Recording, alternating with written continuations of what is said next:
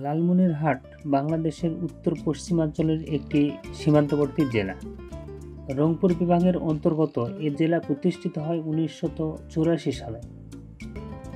5টি উপজেলা নিয়ে গঠিত লালমনিরহাটের নামকরণ নিয়ে বেশ কয়েকটি তথ্য প্রচলিত রয়েছে। 19বিংশ শতাব্দীতে যখন বেঙ্গল ডুয়ার্স রেল লাইনের মাটি খনন কাজ চলছিল, তখন শ্রমিকরা এখানে লাল পাথরের সন্ধান পায়। সেই থেকে এর নাম হয়েছে লালমনিরহাট।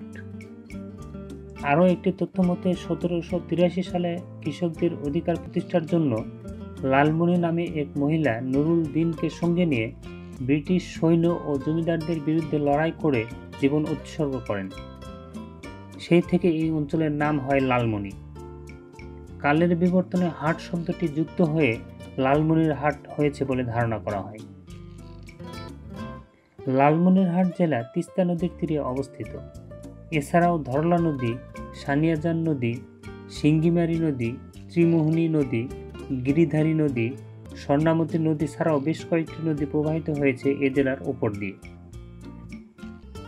লালমনিরহাটের দর্শনীয় স্থানগুলোর মধ্যে অন্যতম হচ্ছে তিস্তা রেলওয়ে সেতু, বিরল প্রজাতির বৃক্ষ নাগলিঙ্গম, লালমনিরহাট জেলা জাদুঘর, 3 বিঘা করিডর, কাকিনা জমিদার বাড়ি হাওয়াখানা, বুড়িমারি স্থলবন্দর, তুষ ভান্ডার জমিদার বাড়ি, তিস্তা ব্যারেজ উল্লেখযোগ্য স্থান।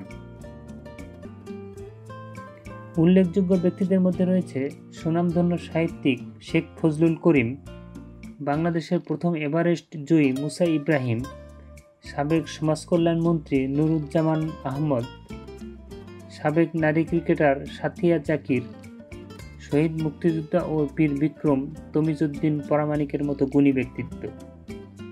আজ এ পর্যন্তই। ভিডিওটি ভালো লাগলে আমাদের অন্যান্য ভিডিওগুলি দেখতে থাকুন, আর এ ধরনের ভিডিও দেখতে চাইলে আমাদের রাজ্যে সাবস্ক্রাইব করে পাশে থাকা বেল আইকনে ক্লিক করুন। ধন্যবাদ।